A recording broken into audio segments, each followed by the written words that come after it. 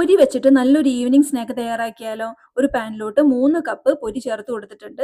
പൊരി ഒന്ന് റോസ്റ്റ് ചെയ്തെടുക്കണം. കൈകൊണ്ട് എടുത്തിട്ട് ഇങ്ങനെ പൊടിച്ചു നോക്കുമ്പോൾ അങ്ങ് പൊടിഞ്ഞു പോണം. ആ ഒരു പരുവം വരെ വേണം റോസ്റ്റ് ചെയ്തെടുക്കാനായിട്ട്. ഇനി ഒരു പാനിലോട്ട് 1 കപ്പ് ശർക്കര ചേർത്ത് കൊടുത്തിട്ടുണ്ട്. അതിലോട്ട് 1/2 കപ്പ് വെള്ളവും ചേർത്ത് കൊടുത്തിട്ട് ശർക്കര ഒന്ന് മെൽറ്റ് ചെയ്തെടുക്കണം. മെൽറ്റ് ചെയ്തെടുത്ത ശർക്കര ഒന്ന് അരിച്ചുകൂടെ എടുത്തിട്ടുണ്ട്. കല്ലും പൊടിയൊക്കെ ഉണ്ടെങ്കിൽ പോയി കിട്ടാൻ വേണ്ടിയിട്ടാണ്. അരിച്ചെടുത്ത ശർക്കര വീണ്ടും അടുപ്പത്തോട്ട് വെച്ച് കൊടുത്തിട്ടുണ്ട്. ഈ ശർക്കര നന്നായിട്ട് വറ്റി വരണം.